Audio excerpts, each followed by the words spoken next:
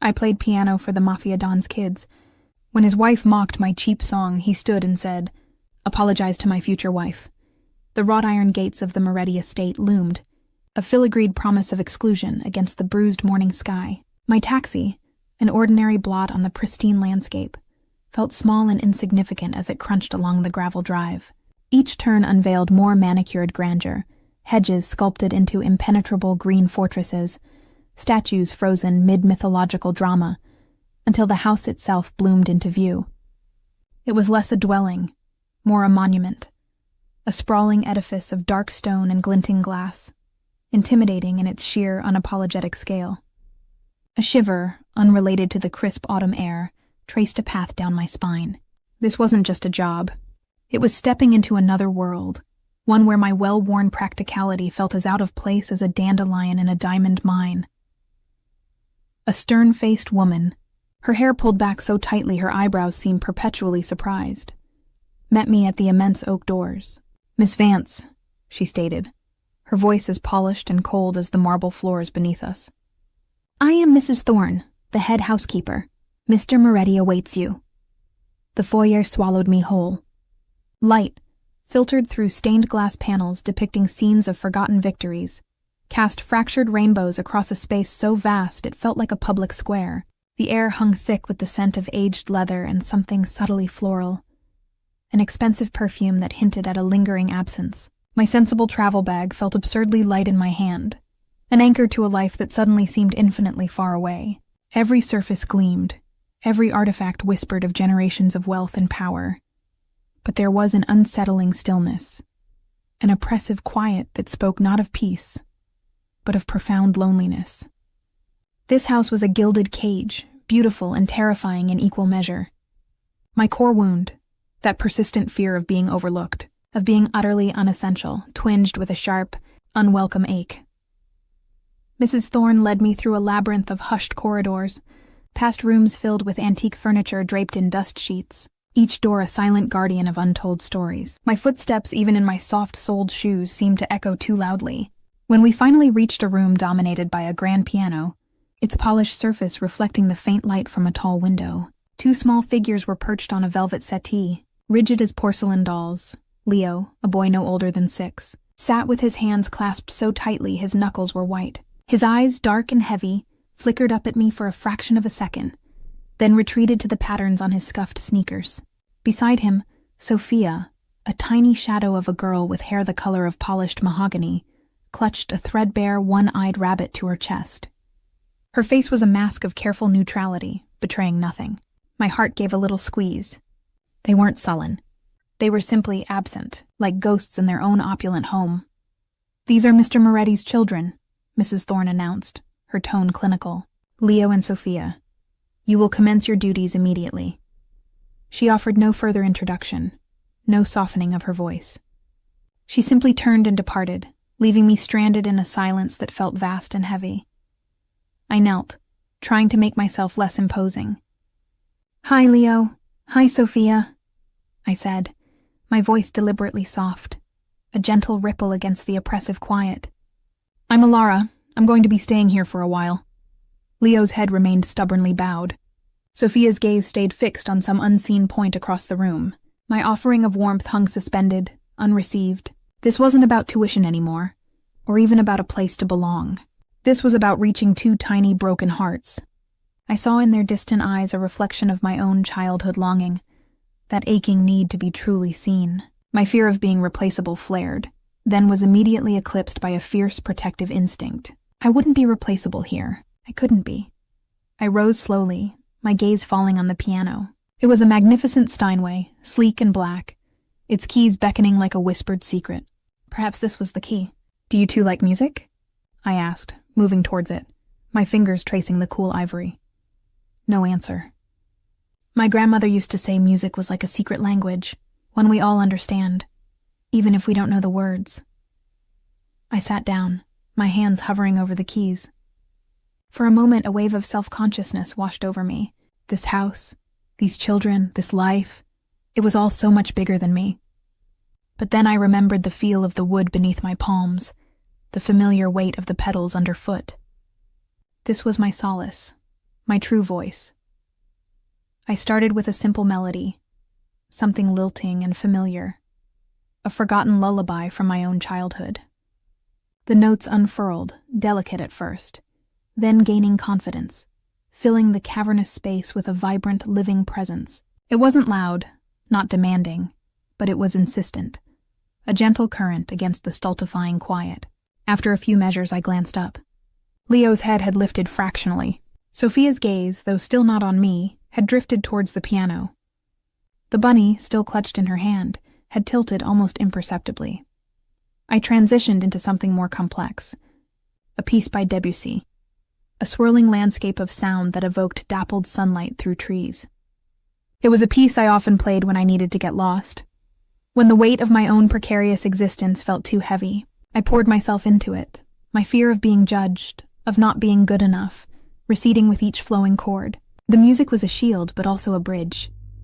It was then I felt it. A shift in the air, a sudden weight of presence behind me. A tremor ran down my spine that had nothing to do with the cool autumn air or the minor key I was playing. My fingers stumbled for a fraction of a second, a jarring dissonance in the melody, before I regained control. I didn't look up, but every fiber of my being registered the man standing in the doorway, Dante Moretti, even from a distance, without seeing his face.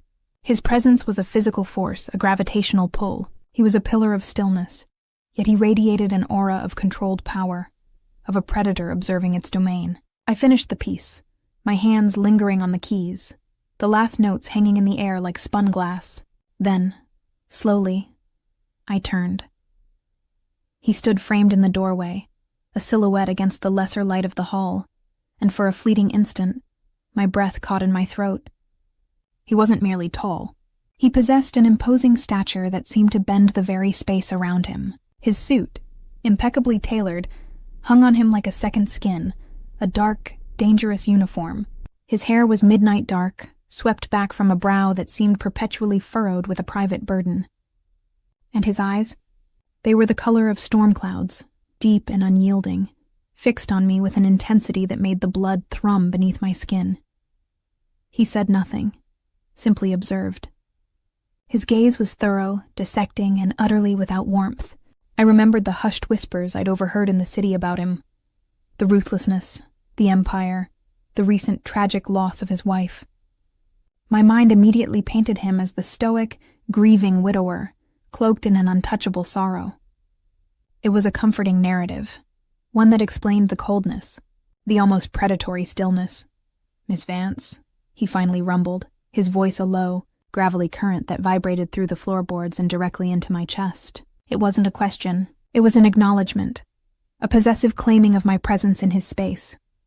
I stood, my knees feeling oddly rubbery.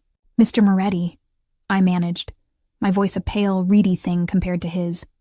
I swallowed, trying to summon an air of professional composure I didn't possess. "The children and I was just playing." His eyes flickered to Leo and Sophia, then back to me. A curious light, fleeting and undefinable, ignited in their depths. It wasn't quite approval, but it wasn't disapproval either. It was scrutiny. "They rarely listen to music," he stated, his tone flat, devoid of inflection. But the words themselves, delivered with such directness, were a revelation. He was watching. He knew. I looked at the children.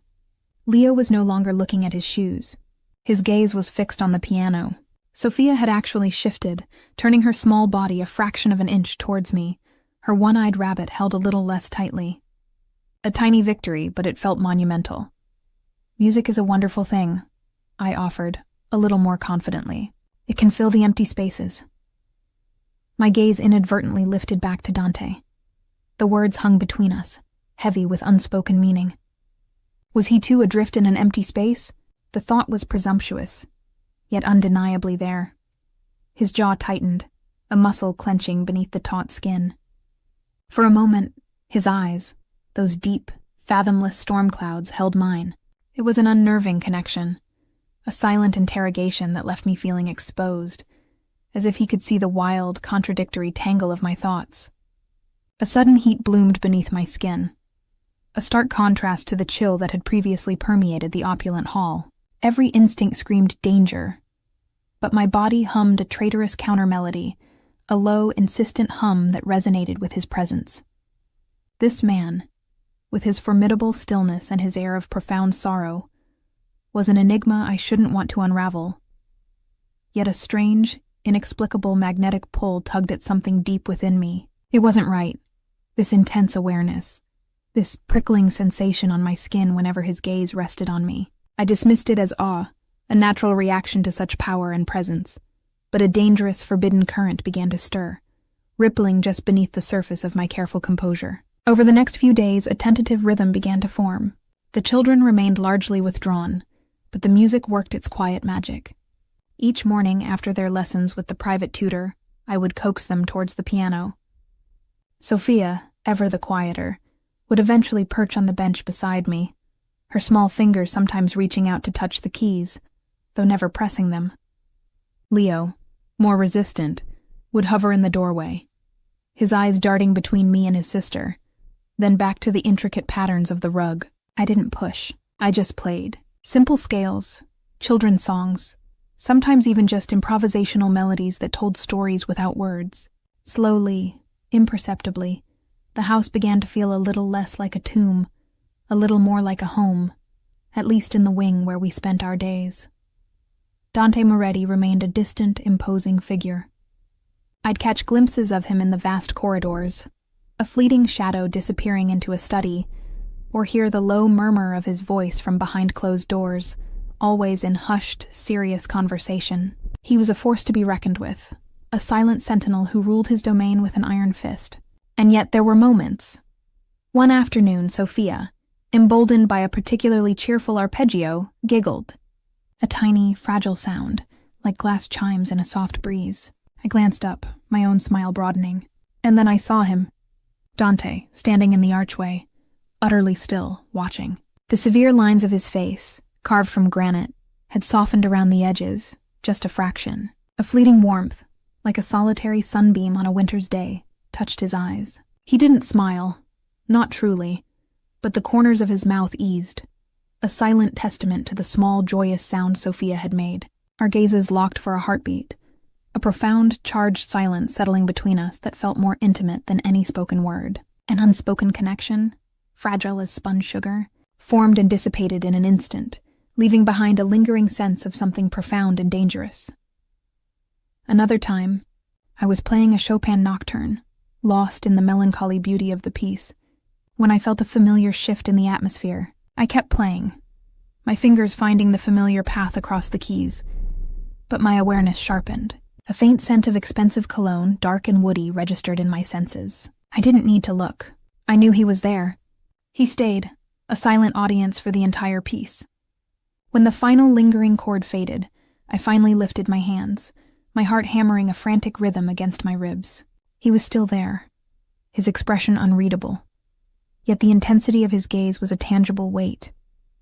"You play with feeling," he murmured, his voice softer than I'd ever heard it, almost a confession. It wasn't a compliment, not really, more an observation. But coming from him, it felt like an intimate revelation. My cheeks flushed, a warmth spreading through me that defied explanation. I simply nodded, unable to articulate the tumultuous current of emotions his quiet acknowledgement had sparked. I found myself anticipating these stolen moments, this subtle exchange of presence and gaze. It was foolish, I knew. He was Dante Moretti, a man beyond my reach, beyond my understanding. I was the scholarship girl, the nanny, a transient in his grand, untouchable world. Yet, the longing persisted, a persistent hum beneath the surface of my careful professionalism. Each time our eyes met, a spark ignited, a whisper of forbidden possibility in the vast, silent house.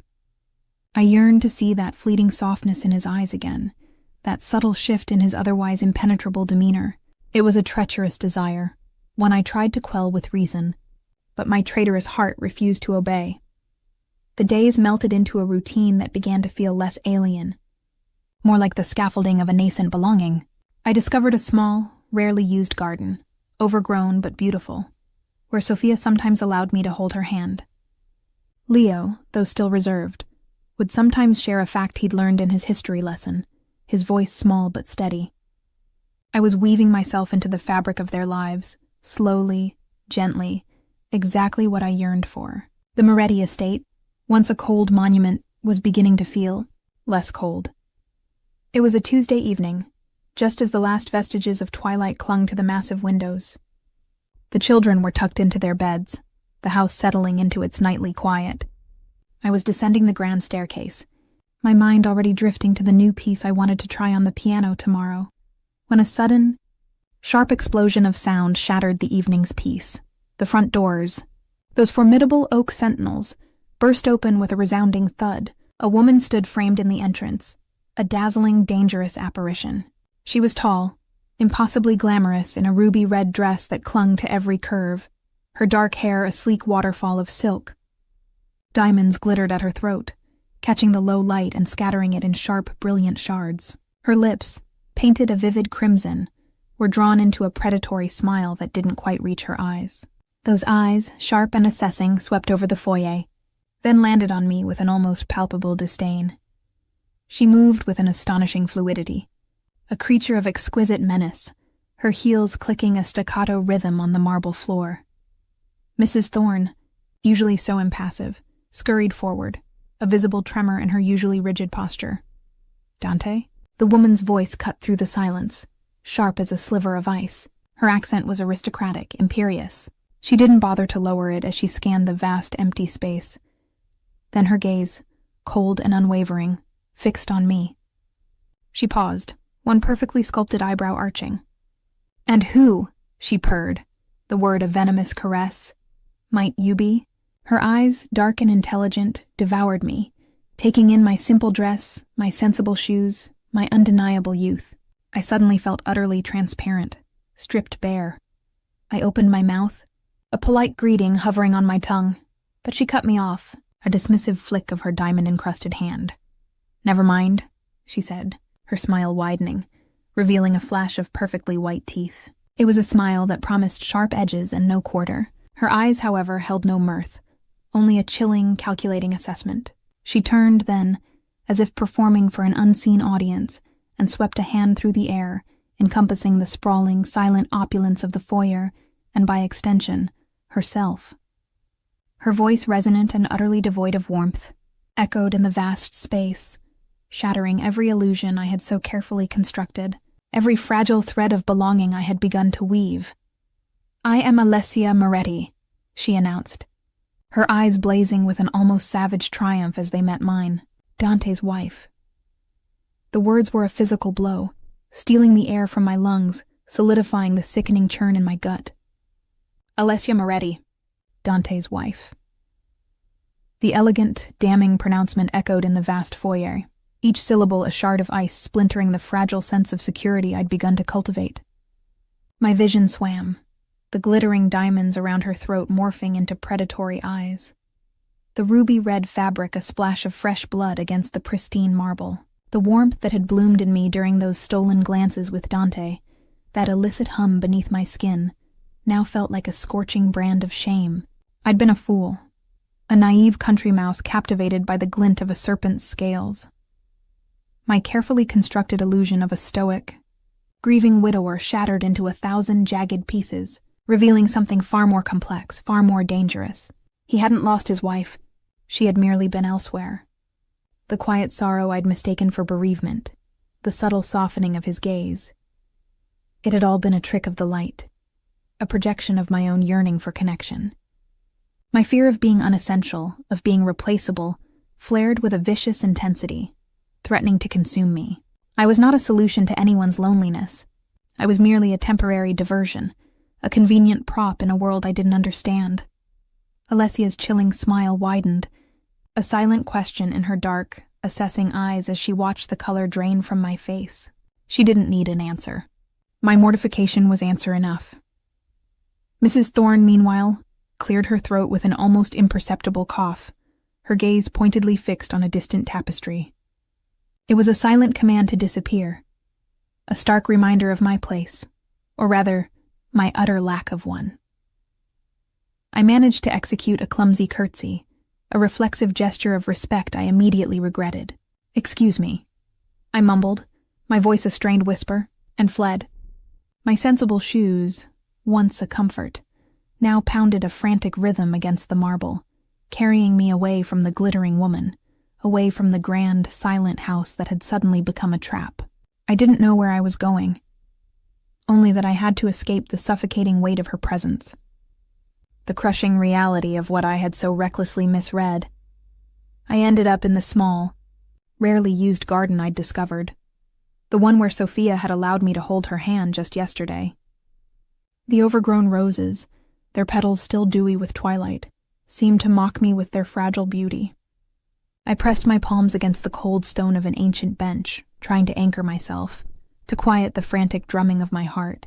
The air was cool, biting, a stark contrast to the internal inferno consuming me. He found me there, inevitably. I hadn't heard his approach, not over the roar in my ears, but I felt the sudden drop in temperature, the familiar shift in the air that announced his formidable presence. I didn't need to turn to know it was Dante. The faint, dark scent of him, wood smoke and something sharper like polished steel, filled my senses, a dangerous perfume that made every nerve ending hum. Ilara. His voice, when it came, was a low thrum against the stillness, devoid of the harshness I expected, yet infinitely more dangerous for its unexpected calm. I didn't turn. My anger, a fierce protective fire, finally broke through the layers of shame and mortification. How could you? The words ripped from my throat, raw and trembling, a desperate accusation. How could you let me believe? I trailed off, unable to articulate the depth of my foolishness, the magnitude of his deception. A heavy silence descended, broken only by the rustling leaves of a nearby oak. Believe what, Ilara? His tone was neutral, almost detached, yet it held an underlying current of something unyielding, a steely refusal to be swayed by my distress. I finally turned, my eyes blazing, though I knew the effect was likely lost on a man like him, that you were a grieving widower, that this house, that there was a space for me here, for us. I gestured wildly, encompassing the estate, the children, the stolen glances. I thought you were alone. I thought I could help. The last word was a whisper of self-recrimination. He stepped closer, moving with a silent grace that was unnerving. The light was fading, casting his face in shadows, but I could see the hard line of his jaw, the unreadable depths of his eyes. You are helping the children, he stated, his voice a quiet assertion, a declaration. You are good for them. My breath hitched. He dodged the real issue, sidestepped my emotional turmoil, and landed on the one point that would unravel me, the children. He knew. He always knew. That's not enough, I whispered, shaking my head. I can't stay. Not like this. It's wrong. My moral compass, usually so steadfast, was spinning wildly in my chest. I couldn't be a part of this sordid arrangement. A complicit ghost haunting a married man's home. It went against everything I believed, everything I aspired to be. He took another step, closing the distance between us until I could feel the subtle warmth radiating from his formidable frame. He didn't touch me, but his presence was a physical weight, pinning me in place. My marriage to Alessia is a political arrangement, he said, his voice even, stripped of emotion. An alliance forged years ago to consolidate power. It is a contract, Ilara, nothing more, a necessary evil in my world. His gaze, dark and unwavering, bore into mine, demanding I understand, demanding I accept. There was no apology in his voice, no hint of regret for my misunderstanding, only a cold, stark declaration of fact. A contract, I repeated, the word tasting bitter on my tongue. And where does that leave me? A pawn in your empire? The accusation, though softly spoken, held the full weight of my hurt and burgeoning resentment. His eyes narrowed fractionally. It leaves you here, he said, the words delivered with an absolute finality that brooked no argument. With my children. Your purpose here remains unchanged. You were hired to be their nanny. You will fulfill that obligation. The subtle possessiveness in his tone, the sheer force of his will, was a shock, a sudden cold wave breaking over my head. It wasn't a request. It was an order, a subtle prevention of my departure, framed not as a demand for my presence, but as an assertion of my existing obligation. He was making it abundantly clear. I was his nanny, and I was not leaving. My throat tightened. I can't. I tried again, though even to my own ears it sounded weak, unconvincing. How could I reconcile my fierce moral objections with the undeniable gravitational pull he exerted? How could I walk away from Leo and Sophia, those two lonely satellites orbiting a distant star? My fear of being unessential warred with a new, terrifying fear, the fear of being truly needed, and of failing to meet that need. A muscle in his jaw clenched, a small telltale sign of the pressure he lived under, the constant burden of his world. In that moment, watching him, I saw past the formidable dawn, past the deception, to a flicker of something profoundly isolated, a necessary evil. His words, devoid of self-pity, painted a stark portrait of his own gilded cage. He was as much a prisoner of his empire as I now felt a prisoner in his home. The realization was a devastating blow, softening the edges of my anger with a sudden, unwanted surge of empathy. "You will not abandon them," he murmured, his voice now lower, almost a plea disguised as a command. "They need you. I need you to be here." The last 4 words, though delivered with the same quiet authority, resonated with an unexpected vulnerability, a raw edge of need that cut through my defenses. It was not an apology, but it was an admission, a crack in his impenetrable facade. A silent civil war raged within my chest, my ingrained sense of right and wrong clashing with the desperate yearning for belonging, the profound connection I felt to his children, and the dangerous, intoxicating allure of the man himself. I said nothing, simply stared at him, my heart a frantic drummer against my ribs. I knew with a chilling certainty that I couldn't leave. Not yet. Not while those 2 small, broken children needed the solace of my music, the steady presence I offered. And not when every fiber of my being, despite the treachery, despite the danger, screamed to stay, to unravel the mystery of this man who was both captor and captived. The next morning, Alessia made her presence immediately, chillingly known. She swept into the breakfast room, a vision of polished perfection in a cream silk suit, her diamonds now replaced with emeralds that gleamed like predatory eyes. Leo and Sophia, usually quiet, were even more so, shrinking into themselves at the far end of the immense dining table. "Ah, the little music box," Alessia purred, her gaze sweeping over me as I tried to coax Sophia to eat her toast. Her voice was like liquid ice, each word a carefully honed weapon. "Still here, I see. I had thought you might have found your humble origins more appealing." My cheeks flushed, a hot wave of shame and indignation washing over me. The barb hit its target, precisely aimed at my core wound, my fear of being overlooked, of being reminded of my lesser status. I swallowed, forcing myself to meet her gaze, though my hand trembled slightly as I cut Leo's waffle. Dante, seated at the head of the table, remained silent, his expression a granite mask. Yet, I felt the shift in the air, the subtle tension that radiated from him. I didn't see his eyes on Alessia, but I felt the silent, heavy warning he was undoubtedly sending. It was a subtle shielding, a palpable presence asserting my protected status, however precarious it might be. "I am employed to care for the children, Mrs. Moretti," I stated, my voice steadier than I felt, a small victory against her acidic remarks. "And I intend to fulfill my duties." Alessia laughed, a light, tinkling sound devoid of genuine amusement. Such admirable dedication, one might almost believe it. Or perhaps. She leaned forward conspiratorially, though her gaze remained fixed on me. "You find the gilded cage more appealing than the university dorm room? A clever girl, after all." The implication hung in the air, sharp and poisonous. I was here not for the children, but for the wealth, for Dante. My blood ran cold, but before I could formulate a response, Dante's voice cut through the silence. Low and dangerous. "Alessia." The single word was a glacial reprimand, a warning delivered with the quiet authority of a man who rarely needed to raise his voice. His gaze, I now saw, was finally on her, narrow and piercing. She merely offered him a saccharine smile, a flicker of defiance in her own eyes, but the message had been delivered. My breathing hitched.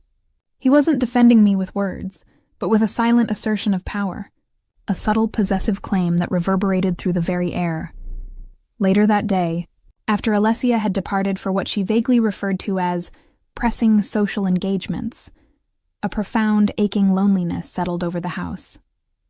The children, still subdued, clung to me more tightly than usual, as if sensing the invisible lines of conflict that had been drawn. I spent the afternoon playing the piano, my music a balm against the lingering chill of Alessia's presence. That night, sleep proved elusive. The image of Alessia's cold, knowing eyes haunted my thoughts, replaying her insidious remarks, feeding my insecurities. I tossed and turned, the soft sheets feeling like a tangled web. Eventually, I rose, drawn by an unspoken restlessness, a desperate need for air, for space, for something to quiet the cacophony in my mind. I drifted through the quiet corridors, the moonlight filtering through the tall windows painting the marble floors in shades of silver and shadow. The house in its nocturnal silence felt vast and strangely vulnerable. I found myself drawn, almost without conscious thought, to the study, the room where I often heard Dante's low voice, where he closeted himself away from the world. The door was ajar, a sliver of warm golden light spilling into the dark hall. I hesitated, my heart a hummingbird trapped in my ribcage. Then, compelled by an invisible force, I pushed it open a fraction more. He was there, as I knew he would be. Seated at a massive mahogany desk, bathed in the soft glow of a single lamp. He wasn't working. He was simply sitting, one hand resting on a stack of leather-bound books, the other cradling a tumbler of amber liquid. His dark hair was slightly disheveled, a rare imperfection. He looked tired, his shoulders heavy, the formidable strength momentarily eclipsed by a profound weariness. His eyes, fixed on some distant, unseen point, held a raw vulnerability I'd never witnessed, a glimpse into the depths of his isolation. He must have sensed my presence, a ripple in the stillness, because his head lifted slowly. His gaze, those fathomless storm clouds, found mine across the dimly lit room. For a long suspended moment, neither of us spoke. The air thickened, charged with an unspoken tension, a palpable hum of forbidden yearning that vibrated between us. My breath caught in my throat. Every nerve ending in my body sprang to acute awareness, a frantic tattoo against my skin. His eyes, usually so guarded, were now a molten pool of emotion. Loneliness, frustration, an undeniable, hungry desire that mirrored the dangerous current surging through my own veins. He didn't move, didn't speak, yet his gaze was a silent language, stripping away my carefully constructed defenses, exposing the raw, aching core of my own longing. It was a dangerous game, this silent communion, this raw, unfiltered exchange of desperate wishes. My body hummed a traitorous melody, a fierce, reckless current that threatened to sweep away every moral objection, every carefully constructed barrier. In his eyes, I saw not just desire, but a recognition, a profound understanding of my own imprisonment, my own yearning to be seen, to be vital. It was a connection born of shared isolation, a dangerous magnetic pull that defied reason, defied morality. I shouldn't want this man, married and dangerous as he was, but God help me, I did. The raw, unspoken longing between us was a living thing, breathing, pulsating in the quiet intimacy of the lamplit room. I tore my gaze away, my cheeks burning, my body trembling with a mixture of fear and an intoxicating, forbidden thrill. I simply couldn't endure the naked intensity of that connection a moment longer. I'm sorry, I whispered, my voice a mere breath in the vastness, and retreated, stumbling back into the protective shadows of the hallway. The door clicked shut, severing the connection, but the image of his eyes, dark and yearning, was burned behind my eyelids. The following evening, a heavy pall hung over the estate. Alessia, dressed in shimmering midnight blue silk, presided over the dinner table like a queen on her throne. The children, usually seated at a separate, smaller table, were, for some reason, at the grand dining table with us, a silent testament to Alessia's imperious whims. Leo picked at his food, his small face pale. Sophia, clutching her one-eyed rabbit, kept her eyes glued to her plate.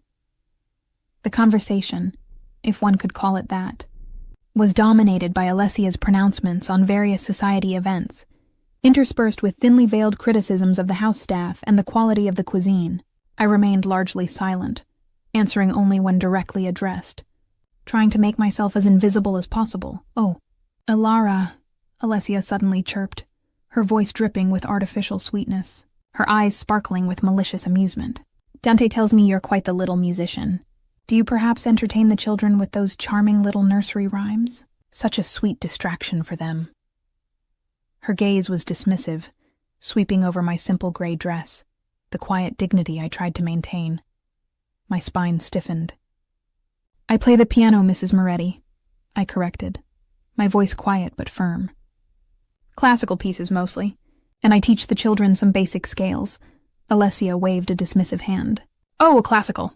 How quaint. All those dreary composers. I much prefer something with a bit more spirit, something that doesn't remind one of dusty libraries and poverty.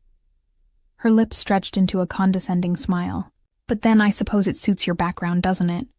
Simple melodies for a simple life. One can hardly expect a scholarship girl to appreciate the complexities of true artistry, can one? The air around the table seemed to crystallize. My face burned, a furious blush spreading from my neck to my hairline. The words were a public humiliation, designed to cut, to remind me of my place. My core wound, the fear of being overlooked, of being deemed unessential and worse, inadequate, flared into a raging fire. But it wasn't just my humiliation. I felt the distress radiating from the children. Leo's small hand trembled as he gripped his fork, his eyes wide with a mixture of confusion and hurt. Sophia's bottom lip quivered, and a single crystal tear tracked a path down her pale cheek, landing on the threadbare fur of her rabbit. She glanced at me, her small face a picture of silent suffering. My anger, a cold, hard knot in my stomach, overshadowed my shame. Alessia hadn't just insulted me. She had wounded the children. My gaze lifted, seeking Dante. His face was a study in controlled fury. The granite lines had deepened, carving his features into a mask of pure, concentrated rage. His jaw was clenched so tightly a muscle pulsed beneath the skin. But it was his eyes that held the true terror. They were no longer storm clouds, no longer molten pools. They were shards of obsidian, cold and utterly devoid of mercy. His gaze, slow and deadly, detached itself from my burning face, bypassed the distressed children, and settled, with an almost chilling deliberation, on Alessia. The promise of retribution, silent and absolute, hung in the heavy air between them, a cold, terrifying certainty that made my blood run cold. The air in the dining room had curdled, thick with unspoken violence. Alessia's words, intended to scorch, had succeeded, leaving behind a bitter ash taste on my tongue. My face burned, a furious shame scalding my skin. But it was Sophia's trembling lip, Leo's terrified stillness, that twisted the shame into something colder, harder, a protective fury. My gaze, filled with a sudden, unbidden ferocity, had found Dante, and I saw his own rage, cold and absolute, directed not at me, but at his wife. The promise of retribution in his obsidian eyes was a stark, chilling thing, a glimpse into a power that both terrified and oddly, dangerously, captivated me. The silence that followed Alessia's cruel pronouncement was more deafening than any shout. It stretched, taut and suffocating, until Dante finally moved. Slowly, deliberately, he placed his fork down beside his plate. The faint clink echoed in the vast room, a small sound that somehow amplified the tension. His eyes, still locked on Alessia, were chips of polished flint. "Enough," he stated, the word a low growl that vibrated with an authority so absolute it seemed to command the very air. It wasn't loud, but it cut through Alessia's smug satisfaction like a honed blade. She flinched, almost imperceptibly, a flicker of surprise and then simmering resentment crossing her exquisite features. Dante then did something that stole the breath from my lungs. He reached across the expansive table, not towards me but towards Sophia. His large hand, usually so tightly controlled, gently covered her small, trembling one, which was still clutching the one-eyed rabbit. He said nothing, but the gesture was a thunderclap. It was a silent acknowledgement of her pain, a stark public rebuke to Alessia for causing it, and then, his gaze, still holding a dangerous edge, swept from Sophia to Leo, lingering just long enough to convey a silent promise of safety. My heart hammered against my ribs, a frantic captive in its bone cage. He wasn't just protecting the children, he was protecting me by extension. By defending their vulnerability, he asserted that my presence, my music, my connection to them, was not only valid, but cherished. A complicated tangle of emotions erupted within me. Gratitude, fear, a dizzying surge of illicit warmth, and a terrifying, unwanted exhilaration. Alessia's crimson lips thinned, her eyes flashing with pure, unadulterated venom. The saccharine smile vanished, replaced by a mask of furious indignation. "Dante," she began, her voice a sharp demand, "are you truly condoning this? Insolence? This common girl's lack of respect." He finally tore his gaze from her, turning it to me.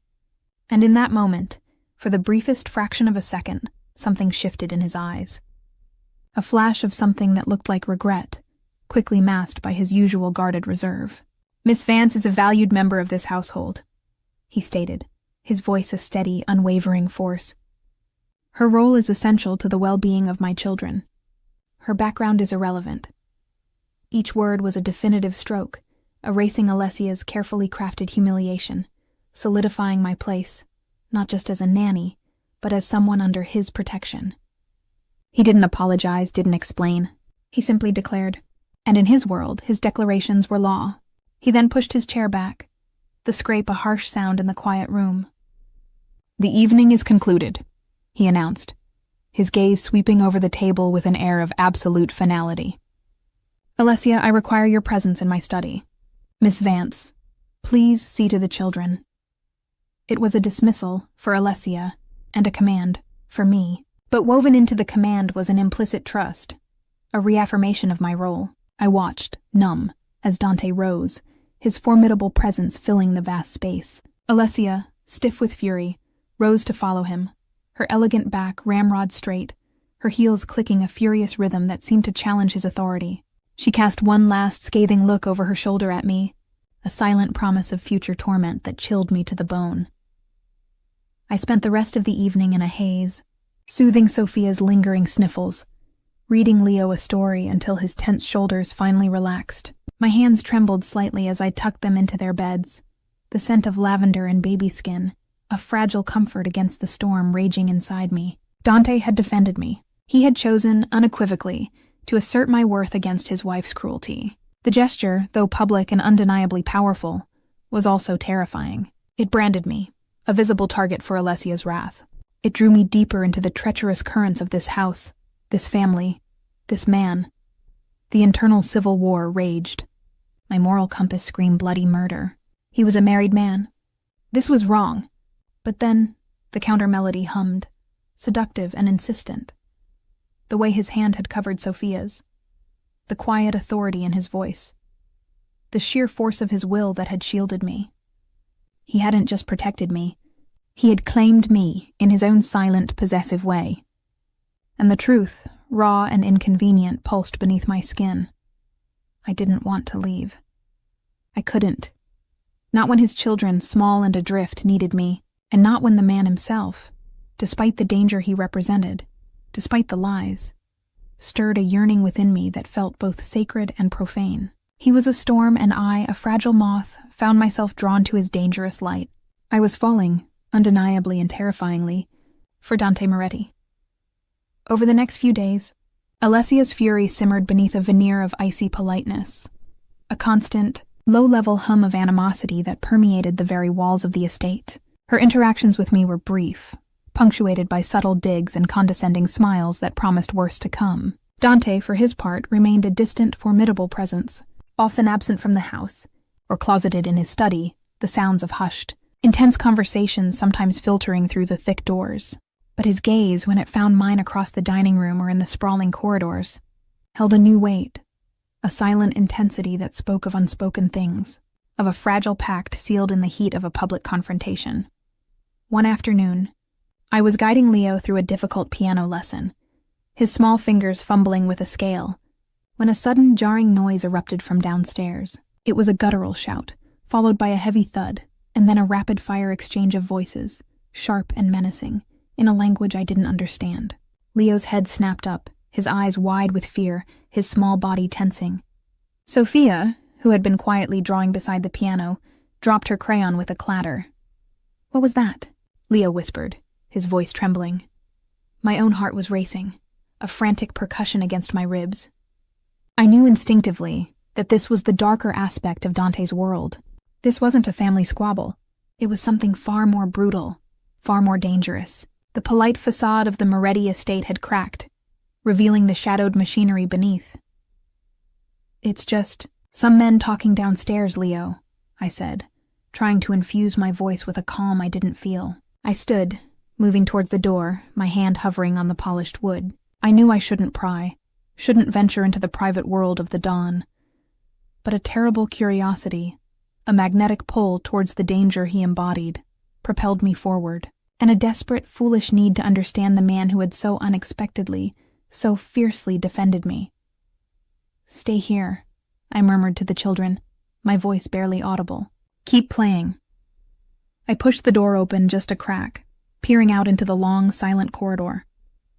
The sounds were coming from the grand reception hall, a space usually reserved for formal events.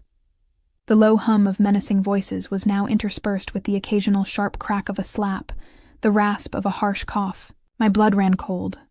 I moved silently, my sensible shoes making no sound on the ancient rugs.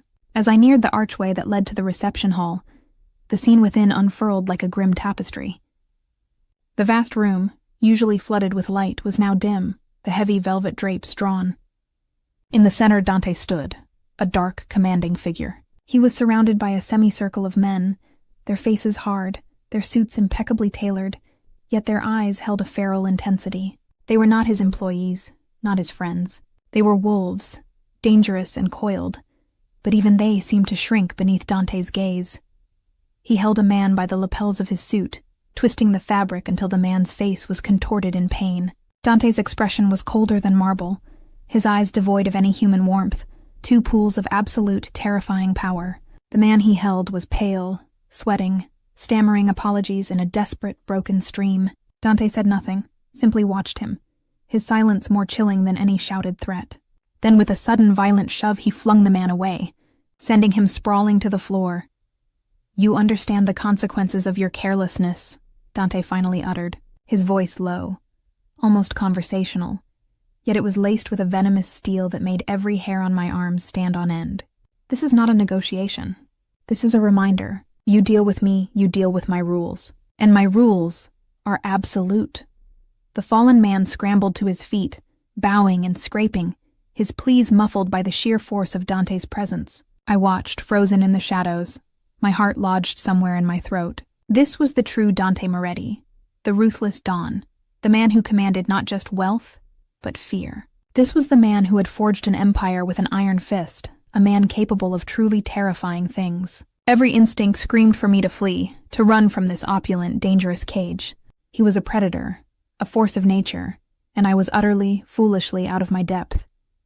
Yet, even amidst the terror, a strange, undeniable magnetism tugged at me. There was something intoxicating in his raw, untamed power, in the sheer force of his will. He was a dark, dangerous king, and for a fleeting, treacherous moment, I felt a dizzying pull to kneel at his feet, to be enveloped by his formidable protection, to be a small part of his vast, terrifying world. My body hummed with a primal recognition of strength, a response I shouldn't feel, a desire that was utterly forbidden.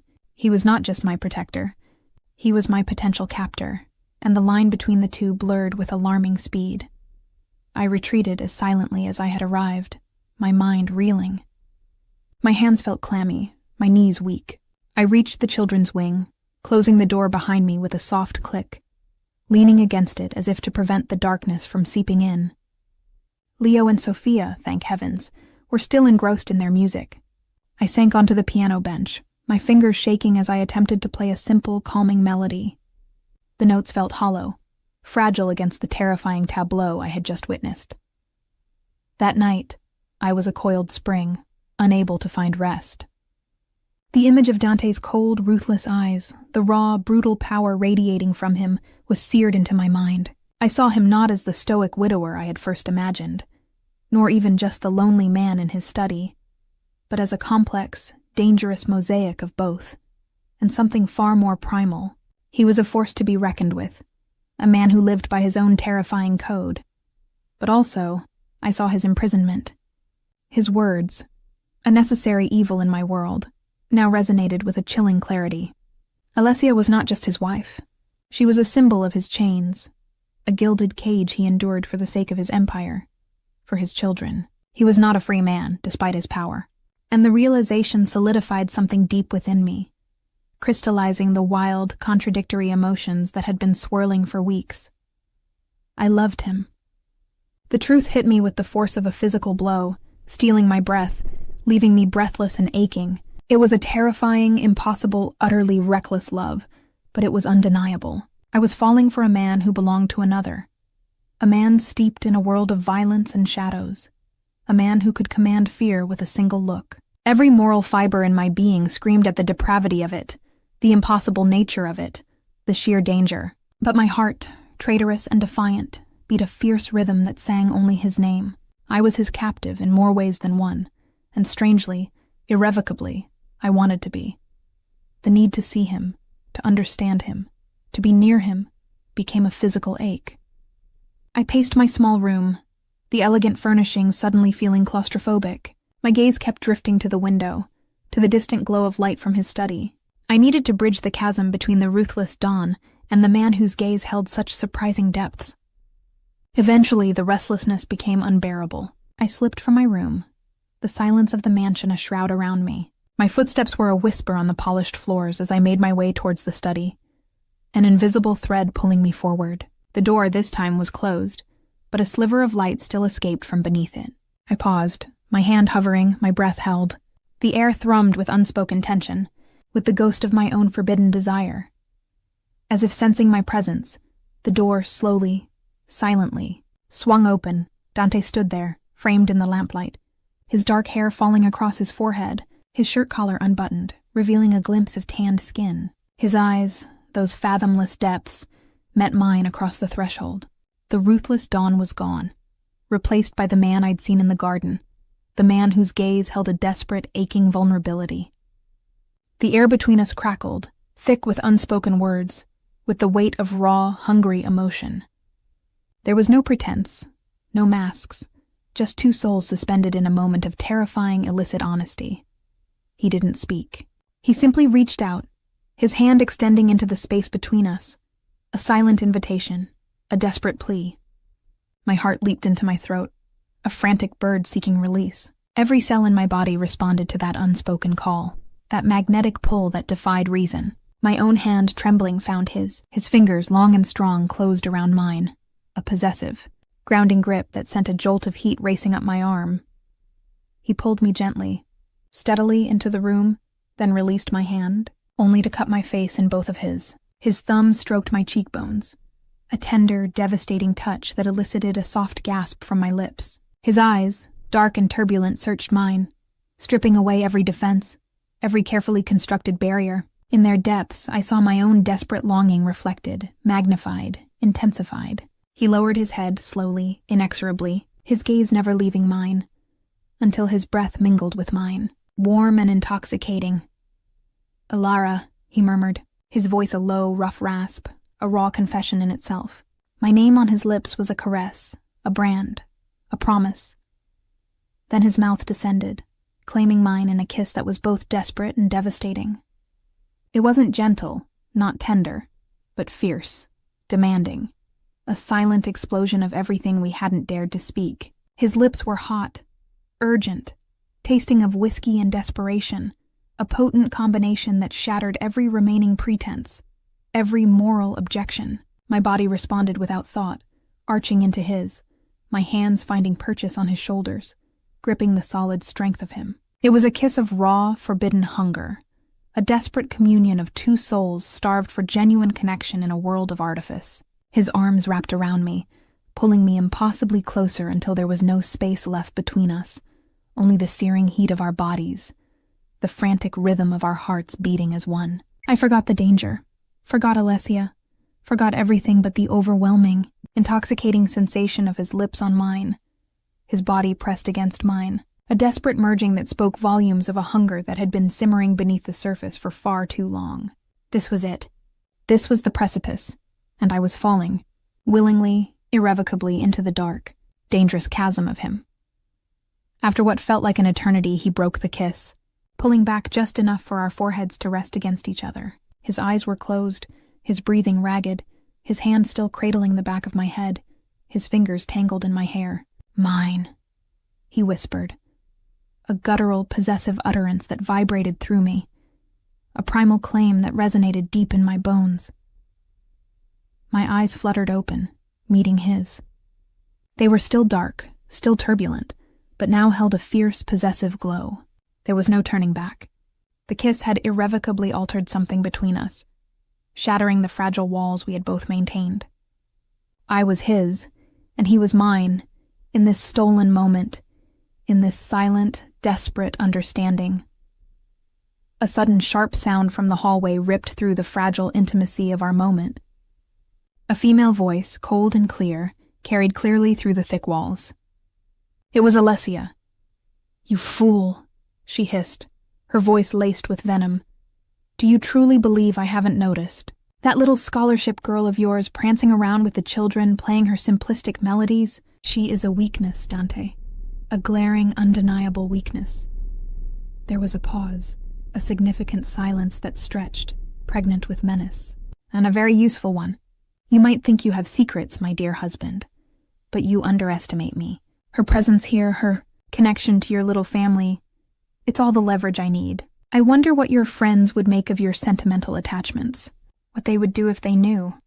About the ledger, for instance. Or perhaps the offshore accounts that aren't quite as offshore as you'd like them to believe. Your carefully constructed empire, Dante. It's far more fragile than you imagine. And she." Alessia's voice dropped to a chilling whisper, sharp and deadly as a poisoned blade. "She will be its undoing." The words, like venomous shrapnel, lodged deep within me.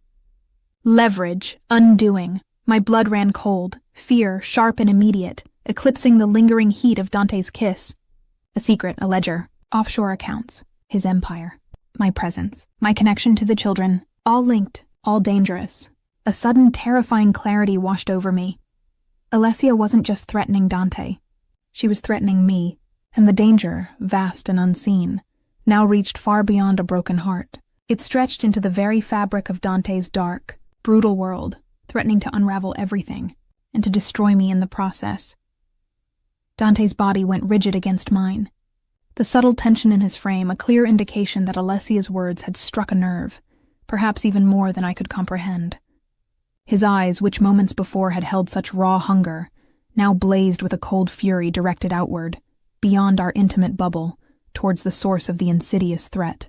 The transformation was startling, a stark reminder of the dangerous world he inhabited. He pulled away from me, gently but decisively, his hand still cupping the back of my head, holding me close for a brief, reassuring second before he released me. His gaze swept over my face, searching, assessing, a silent question in their depths. Then, with a curt nod that conveyed both warning and protection, he turned and stepped through the doorway, disappearing into the shadowed hallway. The sound of his rapid, decisive footsteps, followed by the muffled but clear clang of a door closing, confirmed his departure. He was going to confront her, or worse. My heart hammered a frantic rhythm against my ribs, caught between the lingering tenderness of his touch and the chilling reality of Alessia's ominous words. Sleep became a forgotten luxury. The image of Dante's molten eyes, the frantic desperation of our kiss, battled with Alessia's chilling voice, her promise of destruction. Each rustle of leaves outside my window, each creak of the old house, sent a jolt of anxiety through me. The estate, once a place I yearned to belong, now felt like a gilded trap, its opulence a deceptive veil over a festering darkness.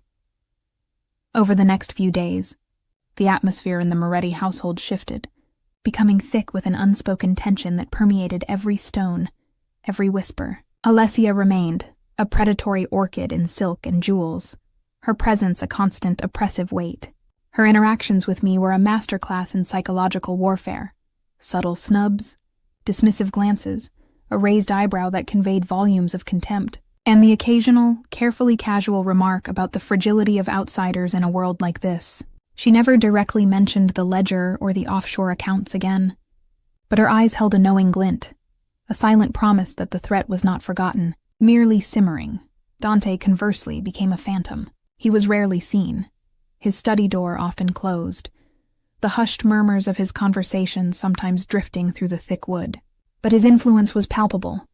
Security around the estate tightened, almost imperceptibly at first, then more overtly. New faces, stern and silent, appeared among the household staff, their gazes sharp and watchful. My movements were no longer unobserved. A subtle presence followed me, never intrusive, always distant, yet undeniably there. It was Dante's quiet assertion of control, his shield, but it also made me feel like a prisoner, a piece of precious, fragile cargo to be guarded. The children, sensing the pervasive anxiety, grew even more withdrawn, retreating further into themselves, clinging to the solace of my music, with a quiet desperation that mirrored my own. My piano became a refuge, its melodies a fragile barrier against the encroaching shadows. My longing for genuine connection warred constantly with the growing fear. I craved the brief, charged glances with Dante, the silent understanding that passed between us. Yet I recoiled from the danger that followed him like a shadow. His protection, once a comfort, now felt like a cage being built around me. I understood the cost of loving him, the sheer magnitude of the world he inhabited, and the frightening implications for someone like me, a simple scholarship girl. My fear of being replaceable, of being unessential, had morphed into a terrifying realization that I was now dangerously essential, a vulnerability to be exploited. One chilly afternoon, I decided I needed to escape the suffocating weight of the house, if only for an hour. I needed fresh air, a moment of normal. My university library had a specific text I needed for an upcoming exam, a small errand I clung to as a vestige of my old life. I told Mrs. Thorne, who merely offered a terse nod. I slipped out a side gate, the one closest to the quiet tree-lined road, feeling a momentary rush of freedom, a foolish sense of autonomy. The autumn air bit at my cheeks, invigorating and sharp. I walked quickly, eager to shake off the clinging unease of the estate. The trees lining the country lane were skeletal, their bare branches scratching against the bruised sky. I was perhaps a mile from the main gates, enjoying the simple rhythm of my footsteps on the gravel, when a sleek, dark sedan, unfamiliar to me, cruised past, then slowed, pulling over to the side of the road ahead. My breath hitched. Every instinct screamed wrong. The car was too perfectly polished, too silent, too out of place on this secluded lane. My heart began to pound, a frantic drum against my ribs. I picked up my pace, a sudden cold dread washing over me. Just as I drew level with the idling vehicle, the passenger door swung open with unnerving swiftness. A man emerged, tall and broad-shouldered, his face obscured by the brim of a dark hat. He moved with a practiced economy of motion, his hand reaching out, not to grasp, but to block my path. Another man, equally formidable, appeared from the driver's side. "Miss Vance?" The first man's voice was a low rumble, devoid of inflection. It was not a question, but a statement of recognition. My blood ran cold. They knew who I was. Alessia. The thought flashed through my mind like a searing brand. I tried to step around him, my heart now a wild, trapped bird. I don't know you," I stammered, my voice a thin, reedy sound, barely audible above the sudden, deafening roar in my ears. The man merely smiled, a slow, humorless baring of teeth. "Mr. Moretti sends his regards," he said, the lie a palpable thing hanging in the cold air. He'd like a word, a private conversation. His hand, encased in a dark leather glove, wrapped around my arm, not painfully, but with an iron grip that permitted no escape. Panic surged, cold and all-consuming. This wasn't a conversation. This was an abduction. My life, my carefully constructed future, the fragile sense of belonging I had begun to feel, it all teetered on the brink of an abyss. My mind raced, conjuring images of Dante, his face etched with fury, his eyes like obsidian shards. He was a dangerous man, but his danger was protective, directed outward. These men, however, felt like pure, unadulterated menace, a faceless threat unleashed by Alessia's poisoned machinations. I struggled, a futile, desperate twitch against the unyielding strength of his grip. "Let me go," I cried out, the words raw, tearing from my throat. but the sound was swallowed by the vast, silent countryside. The second man had moved around me, cutting off any escape, his presence a dark, suffocating shadow. "No fuss, Miss Vance," the first man murmured, his voice now a low, chilling command. "Just get in the car." He began to propel me forward, a relentless force. My legs felt like lead, heavy and unresponsive. Every instinct screamed for me to fight, to run, but my body was paralyzed by an icy fear. This was it. This was the cost. And in that moment of absolute terror, as the dark interior of the sedan loomed, as the raw reality of peril washed over me, a startling clarity pierced through the haze of fear. It wasn't my tuition, or even my future at the university, that pulsed with such fierce importance. It was Dante. It was Leo and Sophia. It was the music that had begun to mend broken spaces, the fragile hope for a found family. The thought of never seeing their small faces again, of never feeling the quiet intensity of Dante's gaze, was a pain far more acute than any physical threat. My fear of being overlooked, of being unessential, faded into insignificance. I was essential to them, and they were essential to me. This dangerous, chaotic, forbidden life with Dante was the one I wanted. I would risk everything. My moral compass, once spinning wildly, now pointed true, sharp and unwavering towards him.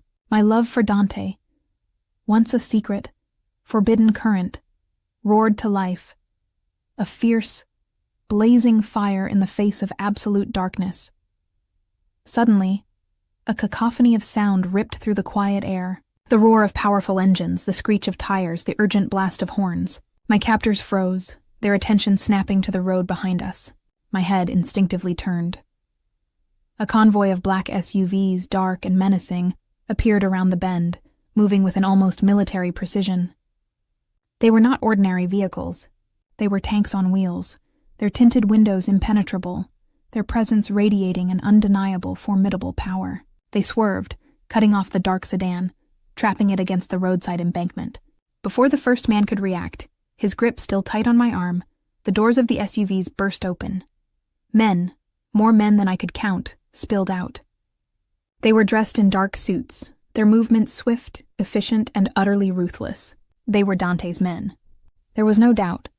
Their faces were grim, their eyes cold and focused, each one a coiled spring of controlled aggression. My captors didn't stand a chance. It was over in a matter of seconds, a blur of motion, a guttural grunt, the sickening thud of a body hitting metal. The man holding me was yanked away with such force that my arm screamed in protest, but the pain was quickly eclipsed by a surge of dizzying relief. I stumbled, my knees giving out, bracing myself for the impact, when strong arms caught me. Dante. He held me against him, his formidable body a bulwark against the chaos that erupted around us. His arms, usually so controlled, were now crushing, possessive, shaking almost imperceptibly. His face, when I looked up, was a mask of cold fury, but beneath it, in the depths of his storm cloud eyes, I saw something else. Raw, unadulterated terror. He had been afraid. For me, the realization hit me with the force of a tidal wave, washing away the last vestiges of doubt, the last whisper of moral objection. His guard was completely down, exposing a profound, aching vulnerability that stunned me. He wasn't just a powerful man. He was a man who truly, deeply, terrifyingly, could not bear to lose me. His love was undeniable. "Ilara," he rasped, his voice raw, rough with emotion. "Are you hurt? Tell me." His hand swept over my face, my arms, his touch gentle yet frantic, a desperate search for injury. The danger he exuded was now a terrifyingly beautiful thing, entirely directed towards my protection. I shook my head, tears finally stinging my eyes, not from fear, but from the overwhelming flood of relief, of love. "No," I choked out. "I'm okay. You came." The words felt inadequate, hollow against the magnitude of his presence, his rescue. He pulled me closer, burying his face in my hair, his body trembling. It was a rare, shocking display of vulnerability from a man who presented himself as an impenetrable fortress. "I would burn the world for you," he murmured against my temple, his voice thick with an emotion I had never heard from him. a raw, fervent confession that bypassed my mind and settled deep into my very bones. Don't you understand? You are not just essential. You are everything. My light in this darkness. I won't lose you. Not now. Not ever. The confession hung in the air, heavy with the weight of years of solitude, of unspoken yearning. It was not a polished declaration, but a visceral, desperate plea, a stripping away of all pretense. He yearned for a life with me, free from the facades, the political contracts, the carefully constructed walls that had defined his existence. My name on his lips, woven with such raw emotion, was a brand, a promise, a future unfolding. He lifted his head, his eyes, still blazing with a possessive fire, meeting mine. The world around us, the skirmish with the men, the dark SUVs, faded into irrelevance. There was only us, suspended in this moment of terrifying, absolute clarity. His hand moved to my jaw, his thumb stroking my cheekbone, a tender gesture amidst the chaos. "Come home, Alara," he whispered, his gaze pleading, demanding. "Come home to me." He led me to one of the SUVs, his arm wrapped tightly around my waist, his men clearing a path with silent deference. I was numb, my body vibrating with the aftermath of terror and the intoxicating surge of his confession. The ride back to the estate was a blur. I remember leaning into his side, finding an anchor in his unwavering strength, his scent, dark and comforting, filling my senses. He never released me, his hand a constant reassuring weight on my thigh. Once inside the estate, he bypassed the glaring housekeeper, the hushed staff, and led me directly to his private suite, a space I had never dared to imagine. It was vast, opulent, yet surprisingly stark, masculine, devoid of the soft touches that might have made it a home. He closed the heavy door behind us, the click a definitive severing of our connection to the outside world, to the dangers that still lurked. The air was charged, thick with unspoken longing and the lingering adrenaline of my rescue. He turned to me, his gaze intense, possessive, stripping away my remaining defenses. "Are you truly unharmed?" he asked again, his voice softer now, laced with a tremor that betrayed the depth of his fear. He reached out, his fingers tracing the faint red marks on my arm where the man had gripped me. A low growl rumbled in his chest, a primal sound of suppressed violence. I leaned into his touch, my body humming, my heart aching with a love so profound it hurt. "I'm fine, Dante. Because of you." He pulled me against him, crushing me in an embrace that spoke of desperation, of relief, of a passion that had been simmering for too long. His lips found mine, not in a gentle exploration, but in an explosive, demanding kiss that devoured me whole. It was a desperate merging, a primal communion of bodies and souls, fueled by the adrenaline of near loss and the undeniable force of our burgeoning love. His mouth moved over mine with an urgency that stole my breath, his tongue tasting of fire and need. My hands, trembling, tangled in his dark hair, pulling him closer, deeper, until there was no thought, no separation, only the fierce, consuming hunger that erupted between us. He broke the kiss only to drag his lips down my jaw, along my throat, scattering a trail of searing heat. "You are mine, Alara," he rasped against my skin, his voice rough with yearning. "Only mine." My answer was a strangled gasp, a desperate whisper of his name as his hands found the hem of my dress, tracing a path upward, sparking a wildfire beneath my skin. His touch was not merely physical. It was a profound act of intimacy, a silent promise of absolute claim, a sealing of our commitment in the face of the dangerous reality that surrounded us. This was not merely lust. It was a defiant assertion of life, of connection, of our shared humanity against the cold, calculated world that sought to destroy us. Every touch, every kiss, every ragged breath was a testament to the fact that we had chosen each other, undeniably, irrevocably, beyond all reason and morality. He lifted me into his arms, carrying me effortlessly, as if I weighed nothing, towards the vast, opulent bed that dominated the room. He laid me down gently, his eyes never leaving mine, a silent dialogue of profound vulnerability and absolute trust passing between us. He shed his clothes with a rapid urgency, his body a formidable sculpture of muscle and power, his gaze never breaking from mine. Then he was beside me, pulling me against the heated length of him, skin to skin, a searing connection that made every cell in my body sing. The consummation of our love was not a quiet affair. It was an explosive unraveling of years of loneliness, of guarded hearts, a desperate joining that spoke of healing and belonging. Each thrust was a silent vow, each gasp a fervent promise, solidifying a bond that transcended the physical, becoming an intertwining of destinies. In the embrace of his arms, amidst the raw urgency of our shared passion, I found a home, a sanctuary, a reason to risk everything. I was seen, I was valued, and I was, finally, irrevocably, his. The dawn broke, painting the opulent suite in shades of soft gold, casting long, intimate shadows across the rumpled sheets. I lay nestled against Dante, his arm a heavy, protective weight across my waist, his steady breathing a comforting rhythm against my ear. The world outside, with its dangers and its demands, felt distant, held at bay by the warmth of his presence. Our bodies, still entwined, spoke of a night of profound connection, a breaking of walls, a forging of an unbreakable bond. The consummation of our love had been an act of desperate commitment, a silent promise whispered in the darkness, a defiant assertion of life and love against the shadows that threatened to consume us. He stirred, his grip tightening imperceptibly. I shifted, my fingers tracing the hard line of his jaw, feeling the slight stubble beneath my touch. He opened his eyes, those fathomless depths now softened by sleep and lingering passion. A rare, tender smile touched his lips, a fleeting curve that melted something deep within me.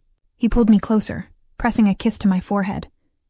"Good morning, Alara," he murmured, his voice husky with sleep, yet laced with a new tenderness, a quiet possessiveness that thrilled me.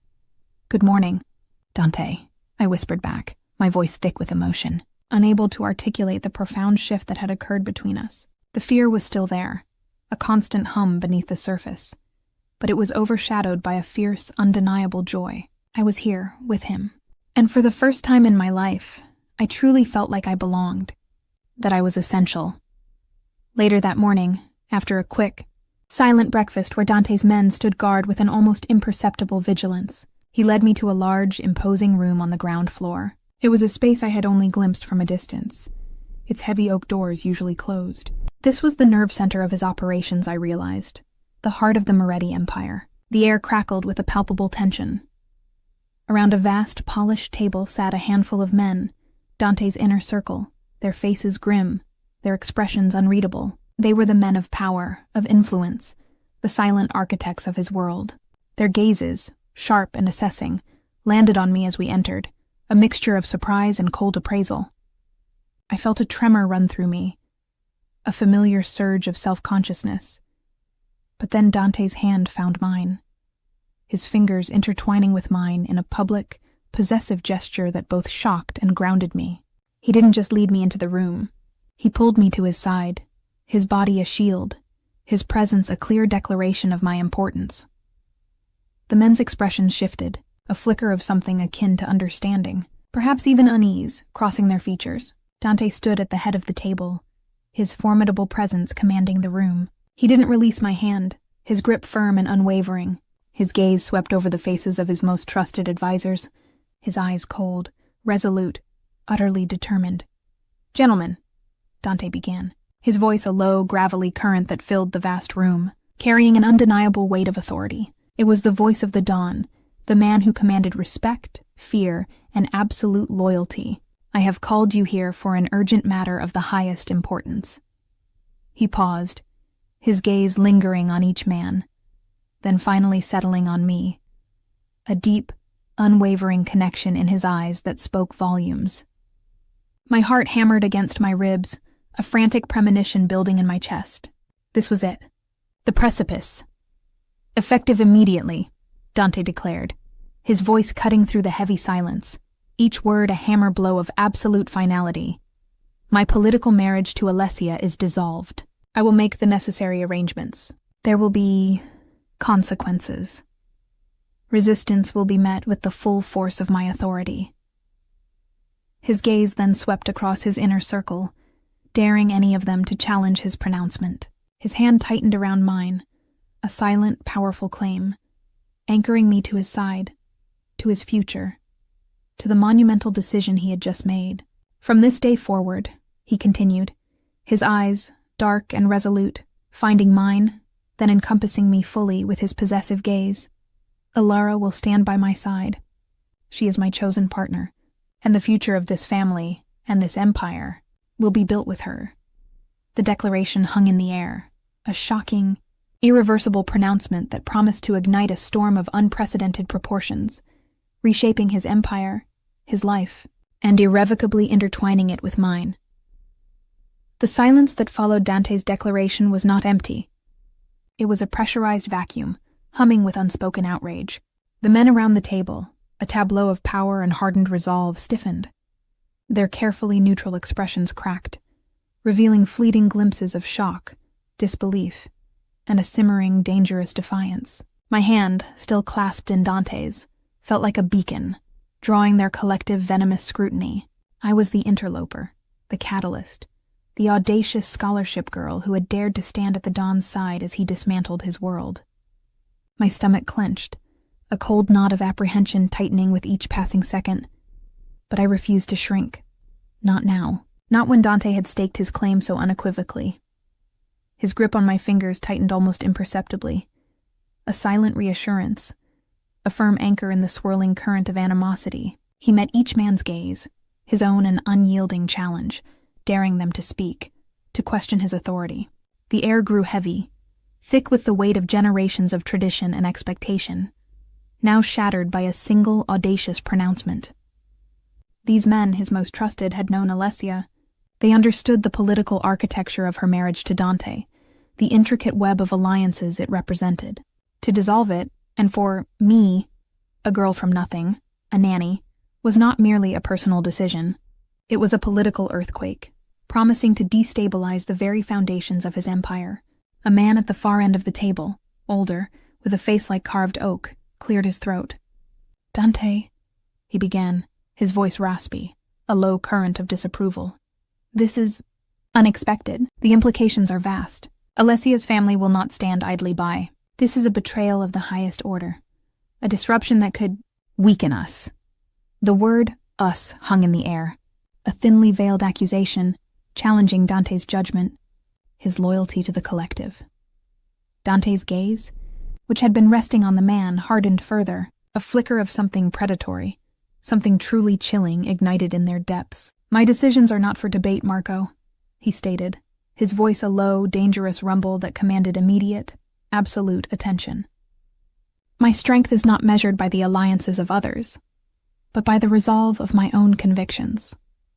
Any perceived weakness will be swiftly, brutally corrected." He paused, his eyes sweeping over each man again, lingering just long enough to convey the unspoken threat. "Alessia's family will be dealt with.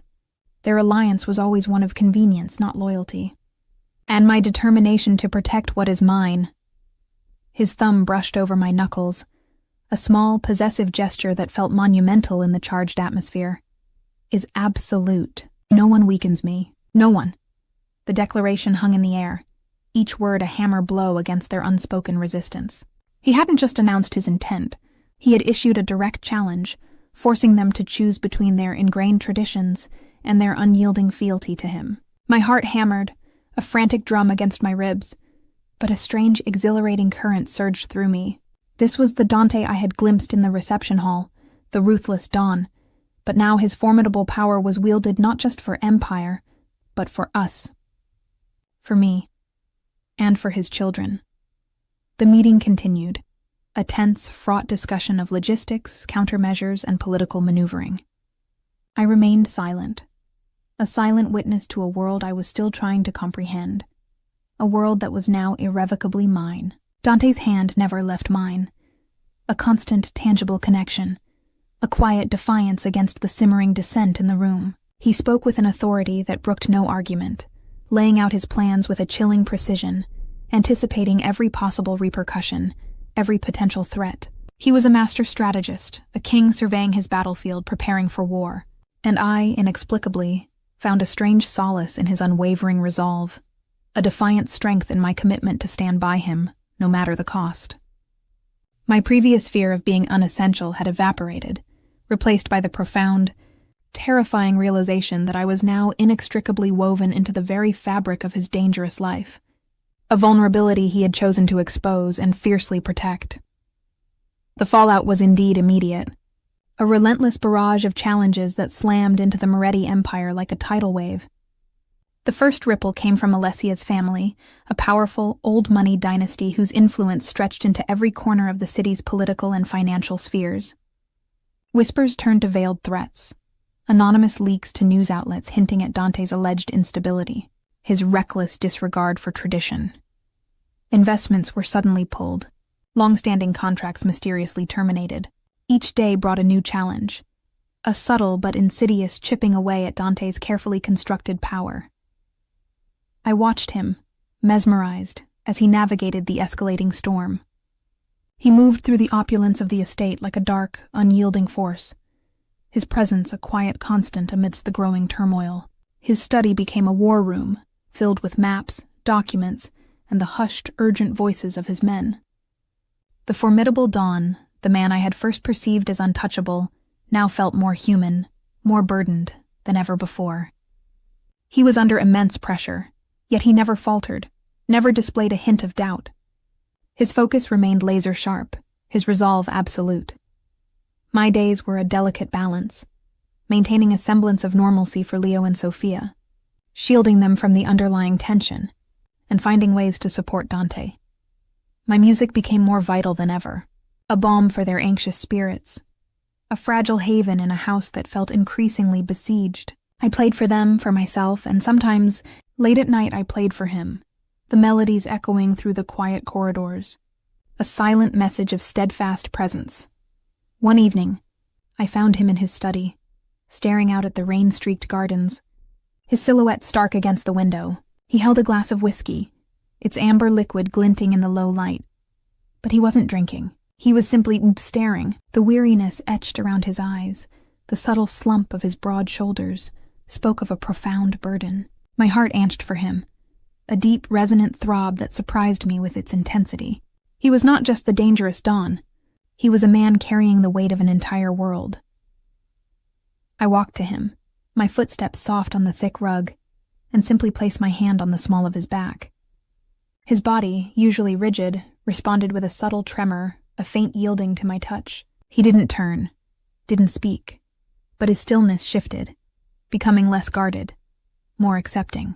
The scent of him, whiskey, expensive cologne, and something inherently masculine, filled my senses, a dangerous comfort.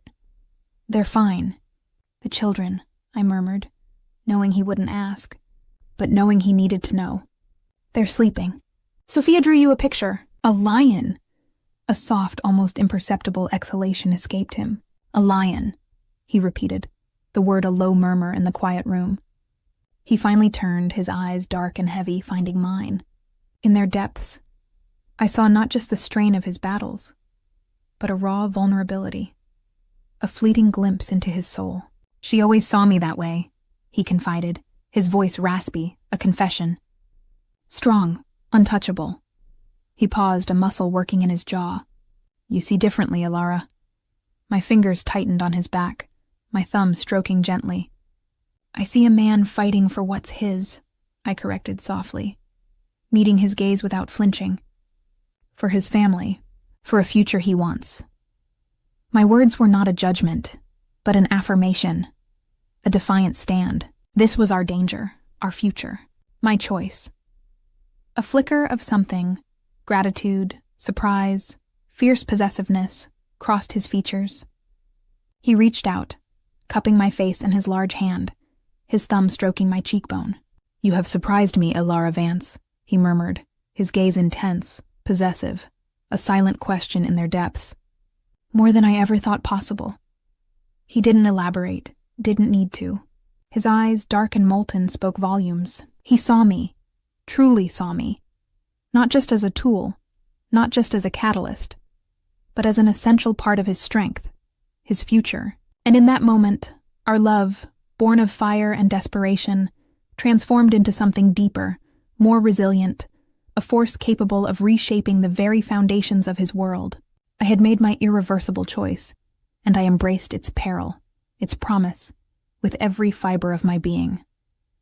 The next few days brought the inevitable confrontation with Alessia. She appeared unannounced, sweeping into the estate in a storm of expensive silk and righteous indignation, her face a mask of furious determination. She had lost her leverage, had seen her carefully constructed power crumble, and she was desperate. I was in the music room with the children when her piercing voice sliced through the air, sharp and demanding. "Dante, I demand an audience!" This outrage cannot stand. I heard Mrs. Thorne's hushed, frantic attempts to deter her, then the ominous click of heels on marble, closer, faster. My heart leaped into my throat. This was it, the final spectacular gambit. Leo and Sophia, sensing the escalating tension, instinctively pressed closer to me, their small hands clutching my dress. Dante emerged from his study, his posture ramrod straight, his face a chilling mask of impenetrable resolve. He stood in the vast foyer, a silent sentinel awaiting her onslaught. Alessia stopped short, her crimson-painted mouth twisting into a snarl when she saw me standing there, a protective barrier between Dante and his children. "So, the little mistress presumes to stand in my home now?" Alessia spat, her eyes blazing with raw fury. "You think you've won? You think you can simply waltz into my life, usurp my position, and not pay the price?" Her gaze, hot and venomous, fixed on me. "You are nothing, girl.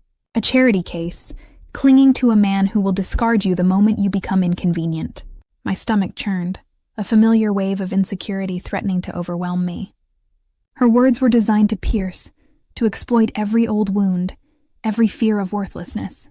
But then, I felt the small, trembling hands of Leo and Sophia clutching my dress, their eyes wide with fear, and a fierce, unyielding resolve solidified within me. I was not nothing. I was essential. I was needed. "Alessia, that is enough." Dante's voice cut through her tirade, cold and absolute. He took a single, deliberate step forward, his presence radiating an aura of lethal intent. She ignored him, her gaze still fixed on me, a chilling glint in her eyes.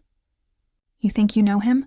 she sneered, her voice dropping to a conspiratorial whisper, though it carried clearly through the hushed foyer. "You think his pretty promises mean anything? He is a monster, little girl." "He will break you!" "And I," her smile was a grotesque parody of amusement, "I will ensure it." She paused, her voice rising again, a theatrical flourish for the unseen audience. "I have connections, Dante. Information. Things that could ruin you. Things that could expose you. Expose this—" She gestured wildly between Dante and me, "to the world you so carefully conceal.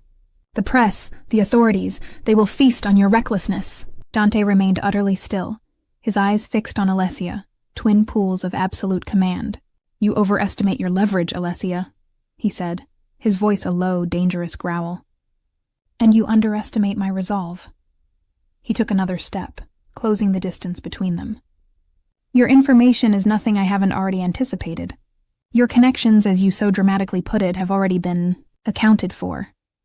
Her face paled, the furious mask momentarily cracking, revealing a flicker of genuine fear. "What do you mean?" she demanded, her voice losing some of its imperious edge. Dante's lips curved into a chillingly cold smile, devoid of mirth, promising only retribution. "I mean your friends in the financial sector have suddenly found themselves under intense scrutiny. Your family's overseas accounts, so painstakingly hidden, are no longer quite so secure. Your political allies are finding their support evaporating like mist in the morning sun." Each pronouncement was a precise surgical strike, disarming her with terrifying efficiency. "Your carefully cultivated image, Alessia, is now as fragile as glass. And any move you make against me, against my family," his gaze flickered to me, then to the children, a potent possessive warning, "will result in your complete and utter ruin. You will have nothing, not your wealth, not your reputation, not even the remnants of your family's influence." Her breath hitched. Her eyes, wide with dawning horror, darted from Dante to me, then back again. The fury was gone, replaced by a desperate, panicked understanding. His warning was not a bluff. He had not merely anticipated her gambit. He had dismantled it, piece by agonizing piece, leaving her utterly exposed and powerless. "But the agreement," she stammered, her voice thin, trembling. Dante raised an eyebrow, a cold, dismissive gesture. The terms have changed. You will sign the divorce papers. You will publicly acknowledge the dissolution of our union, citing irreconcilable differences, with no mention of external factors. You will disappear from this city and from my life, quietly. In return, I will ensure that a portion of your family's assets, a small portion, remains liquid, enough for you to live comfortably, anonymously, elsewhere. You will have no contact with my children, no contact with me, and you will never utter a word about my affairs, or a Lara Vance to anyone, ever. Or, his voice dropped, becoming a silken thread of menace. I will ensure your total annihilation, financially, socially, and personally. Do you understand, Alessia? The silence was absolute, punctuated only by Alessia's ragged breathing. She stared at him, her beautiful, cruel face contorted in a silent scream of defeat. Her desperate gambit had failed spectacularly, crashing down around her, leaving her utterly broken. Dante had dealt with her, not with violence, but with a chilling, calculated precision that left no room for resistance, no path for escape. She was removed from the picture, not through death, but through a cunning, devastating deal that stripped her of everything she valued. She would sign. She would disappear. She would cease to exist in his world. My fear of her, once so potent, now evaporated, replaced by a grim understanding of the formidable, terrifying man I loved. The aftermath of Alessia's departure was not a sudden calm, but a gradual settling, like dust slowly descending after a violent storm. The immediate threats subsided, the political maneuvering easing as Dante's decisive actions sent an unmistakable message to anyone who might dare to challenge him. The men of his inner circle, once wary, now looked at me with a new deference, an unspoken acknowledgement of my place by Dante's side. It was a strange, unsettling shift, a confirmation that I was no longer merely the nanny, but an intrinsic part of the complex tapestry of his life. The house, however, finally began to breathe. The oppressive tension that had permeated the air for so long began to dissipate, replaced by a fragile sense of peace. The children, sensing the shift, started to unfurl like delicate blossoms after a long winter. Sophia giggled more freely, her small hand often finding mine, her eyes bright with a nascent joy. Leo, though still reserved, initiated conversations, his questions about the stars and distant galaxies a balm to my soul. We were truly becoming a family, bound not by blood or traditional ties, but by shared experiences, mutual need, and a love that had defied every expectation. Dante, too, began to shed some of his formidable armor. The lines of worry around his eyes softened. His jaw, though still strong, seemed less perpetually clenched. He spent more time with us, joining us for meals, listening to the children's stories, his gaze often finding mine across the table, a silent conversation passing between us that spoke of shared burdens and growing affection. The man who had been a creature of profound isolation was slowly, imperceptibly, leaning into the warmth of connection, learning to trust the love he had so fiercely claimed.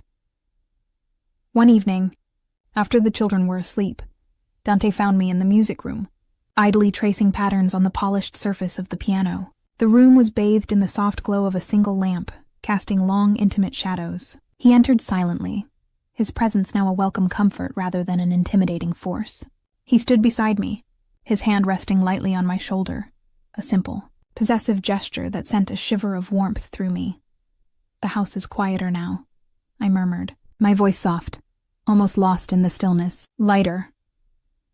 "You did that, Alara," he replied, his voice a low rumble, devoid of his usual detached tone.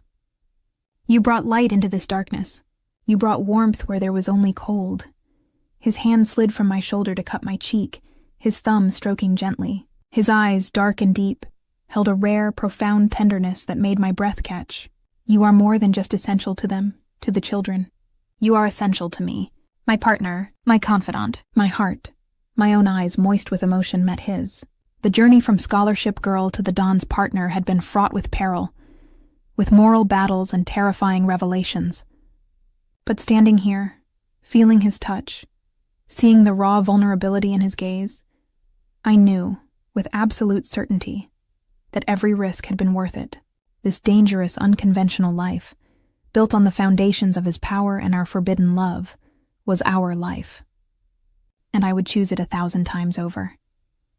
He knelt before me then, his formidable presence humbling itself, a gesture that stole the air from my lungs. From his pocket he produced a small velvet box. My heart hammered, a frantic tattoo against my ribs, anticipating, hoping, daring to believe. He opened the box, revealing not a diamond, but a simple, exquisitely crafted silver key, delicate and intricate, gleaming softly in the lamplight.